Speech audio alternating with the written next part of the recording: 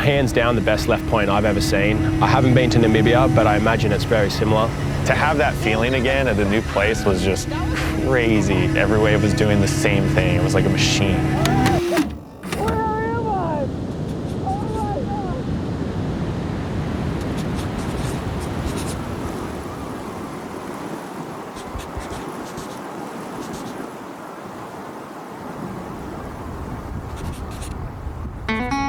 I'm Alan van Geysen. I'm a surf photographer that for the last 25 years has been exploring and spending time in Africa. Africa as a continent is so unique because, you know, we've got some of the oldest deserts on the planet. There are these huge bodies of sand, and as soon as wind blows that sand or, you know, oceans move that sand, suddenly you've got a great recipe for waves in action with sand. Something about Africa with the amount of sand, as well as the fact that it hasn't really been explored that well at all, you know, just opens up the door for so much opportunity here at the moment. In recent years, since 2017, I've made it a trek to go to Skeleton Bay. And so I've been there 4 times now, and that's become kind of my secondary home away from home, one of the most special places that I've ever been. And so my familiarity with left-hand sandbars and sand points is just kind of my favorite thing in surfing. Like there's nothing I'd rather track down. There's nothing I'd rather get invited on. For me, it's like the ultimate. And so to get a call about another one that I'd never been to was just very exciting, and you know, just left me kind of wondering what it was going to be like in comparison to what I'd seen elsewhere.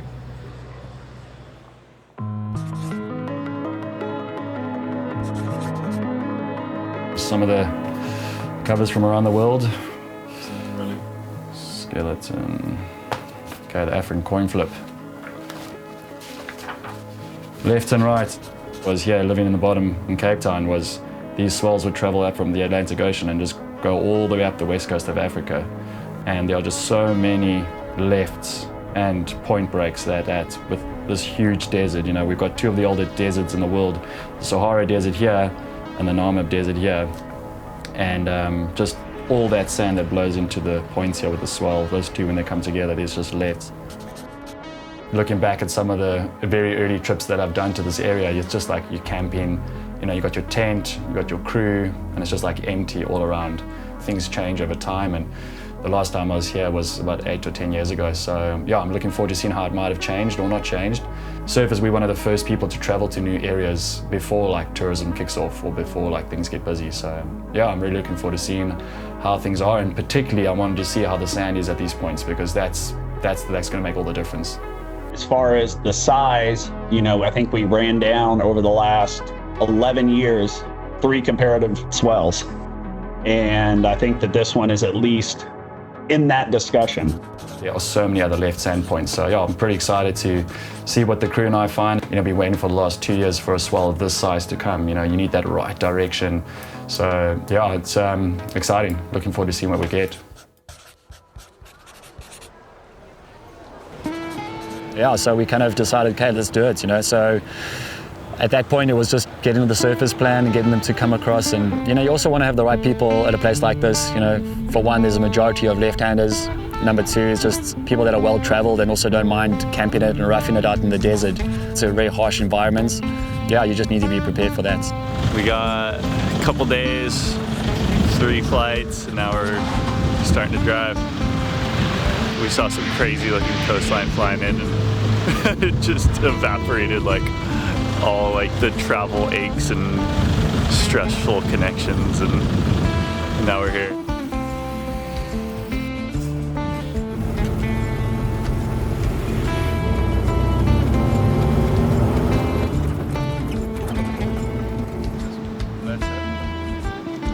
Well, we're set up at camp. Swell is slowly starting to fill in. It's very small, but this place looks amazing. We've got spots to fish while we wait for the swell. Painting of that couple. We're waiting for Soli and Sarah to get here. I guess they get in this afternoon and then have to get a ride out to our campsite. I actually had no idea we were even camping. I was like, okay, cool, we might stay in a little cabin or something. And then a few of the guys got a hold of me just before coming. They're like, oh, okay, make sure you bring your sleeping bag and your pillow. And I was like, wait, what? So I was pretty shook, but you know, I love camping. I think this is as rural as it gets. Like, it looks like Mars behind us. You know, we're not always going to be in 5-star hotels, so to be able to live off the grid for a little while is perfect. I love it. Gotta get bound. I'm sure. 1 foot.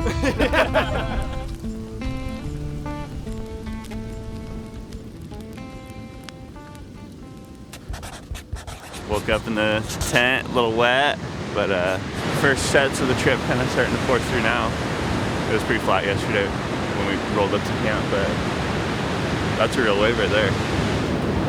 Hey, if we weren't hunting like the wave of our life, this swell, like that looks super fun. If you pull up on any surf trip and find waves like that, looks fun. Yeah, it's at least at a point now where I'm like, shoot, I want to go surf.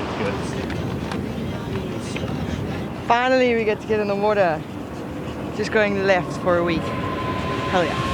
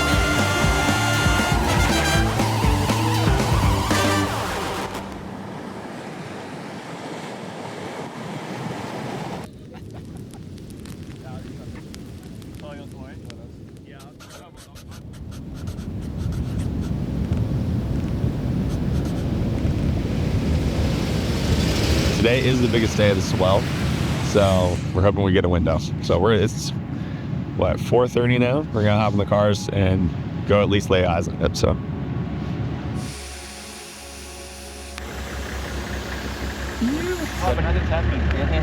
Push harder, Ian. Push harder.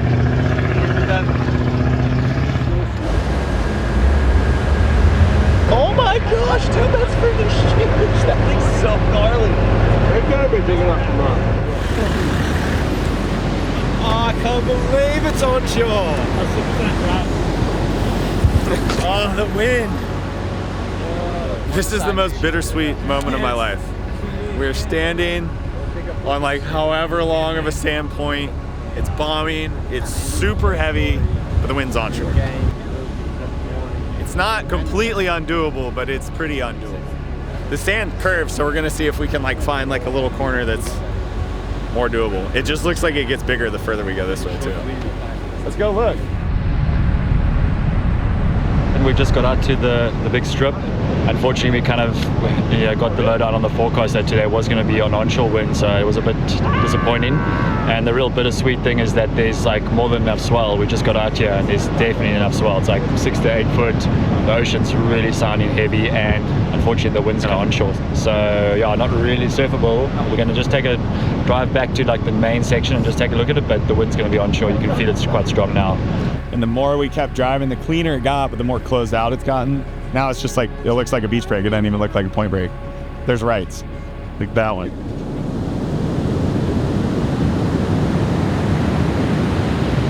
I mean, the double-edged sword of perfect sand points and sandbars is that they change. And so I think that's what's really cool about sand, is that it can be really bad for a number of years, and then it can be really good. And so some people may have been there and saw it and it was okay, and then other people go back and it's just like a completely different wave. And so I think that's what's epic, is that because of that, people will always be searching and new waves will always end up popping up or being like reimagined or come back to life. It's hard not to lose confidence when you see like, you know, onshore winds or the swell not there or the banks aren't there, whatever's going wrong with it. You kind of like start to really get down because you've traveled relentless amount of hours and put all this work in. Everyone's kind of scratching their heads going like, man, is this going to be the one that we get skunked on?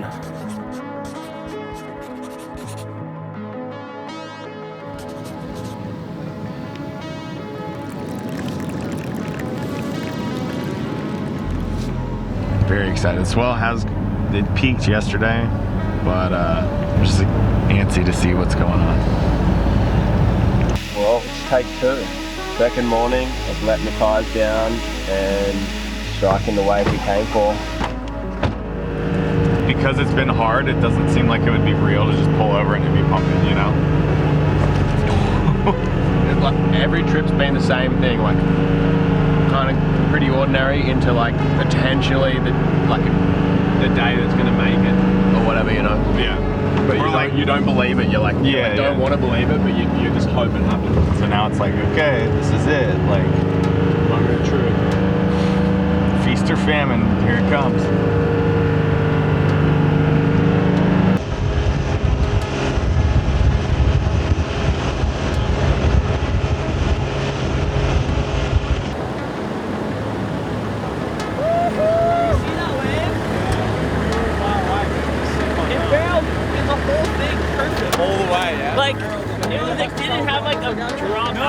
Winds are good, swells here.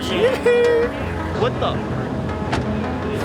We've seen a wave reel completely down the point, offshore winds. Sorry. Look at that thing! Oh, This is the very bottom, yeah. dude, look at that thing. Look at it, look at it. Oh, look at the next one. Look at the white water on the next one. Hey, should we go for a drive up there before we like 100%? Yeah, like cook for a Dude, while. that is grinding. Hey, it's straight up grinding. Yeah, it's happened. We're on. We've gone from down in the dumps, back up, as usual. We got like just one glimpse of like 2 waves, but they were flawless. We're here, we're alone. This is Maps to Nowhere. This is what it's all about. So excited. Get the boards quickly ready. Then we're out. It's like the takeoffs right here. Hey, I've always wondered, like, Oh my God! growing up on right points, what it'd be like to go left.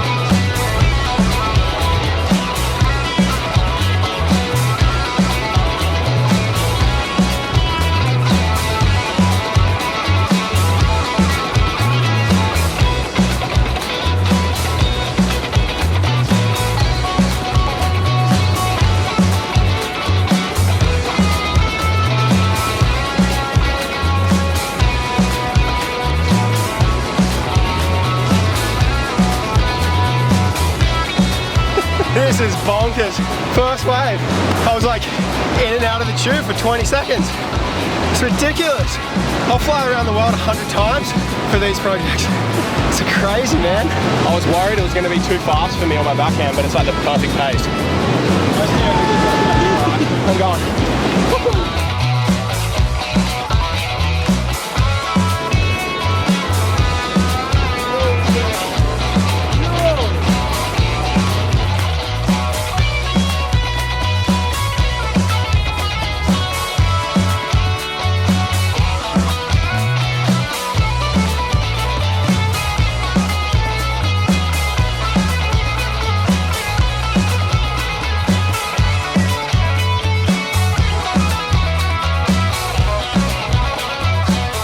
It was just perfect. I stood up not knowing whether I was gonna have to like huck it or try and read it, and it was just flawless. It was like, okay, this is just like video game mode, like play with it. And it did the whole way. It was like first wave of the set, but I'd just gotten out. I was like, I can't like paddle over this amazing looking wave. Like I'm going. It like started getting deep down here. I think it looked like the wave behind it was just psycho the whole way. How many barrels did you get on that one?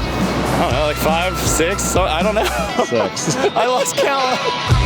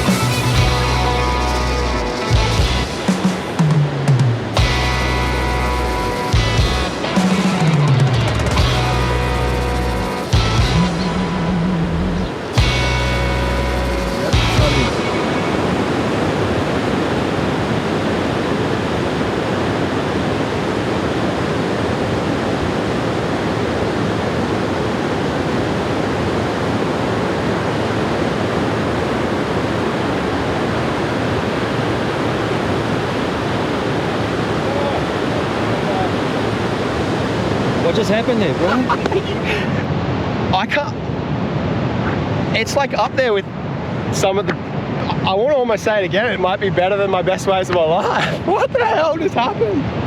I was just. It just got heavier and heavier and thicker the whole way. And then I come out and I was like, I knew I was past you. I was like, I got to show you that I'm still here. And I was like, woo! And pulled, like came back down and then kind of blew it because I could have got pitted again and like still, I pretty much could have still been in it for like a fair bit longer. It was nuts. It's gonna be a crazy few hours.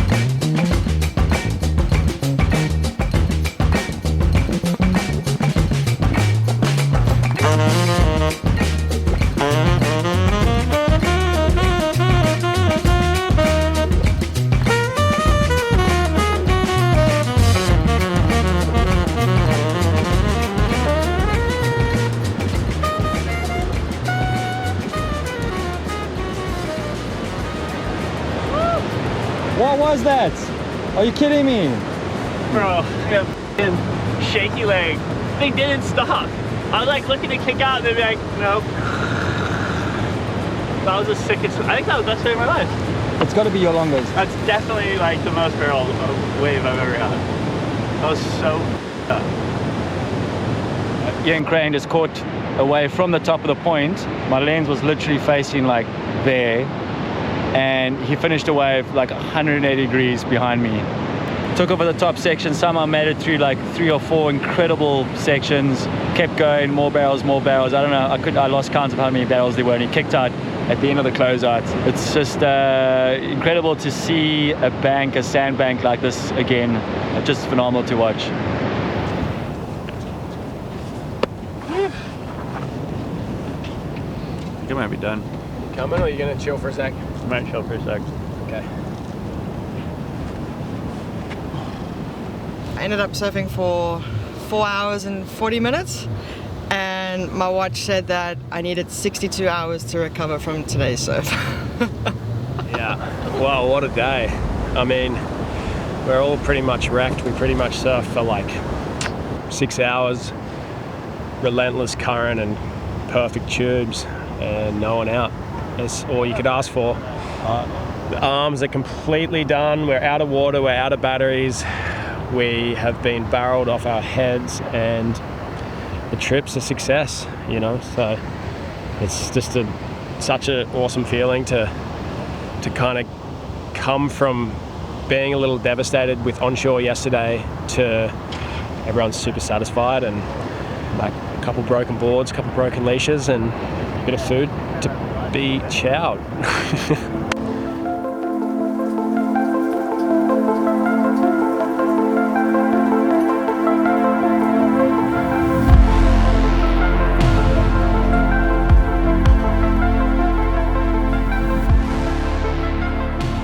When you get to score that perfection over a sandbar, point break, like you just have to take in every second because you may never get that again.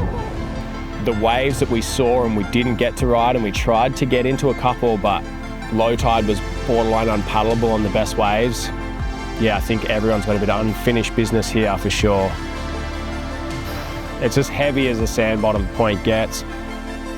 So amazing to just have the 4 of us out there. So we're all just screaming and cheering each other on, and so special because those are the moments that you remember forever, you know, when you get to share them with like your closest friends and family. Yeah, that's pretty much what we live for. I don't know, I remember like the night before the Magic Day, laying in this little like one-man tent. I don't know, I couldn't sleep. I was just like, potentially you could get like the wave of your life tomorrow. Like, and then we actually got to surf that. And then we came back to our camp, and it's just like sunset, and we're like making food, and the bonfire's going, and we're cracking beers. It's like, I don't know, it was the craziest experience of my life, for sure. As surfers, we're always chasing more and more, and you don't sit in that moment of like how special it is then and there, because you're like, we're not satisfied, we want to come back, but we scored the wave as good as we could have hoped for it. We all got barreled off our heads and there was no one in the water. You know, this is what surfing is. This is why we all like fell in love with it. Empty lineups and perfect waves. It's the pinnacle of it for me. Sort of gets to the point where you're lost for words how special it is.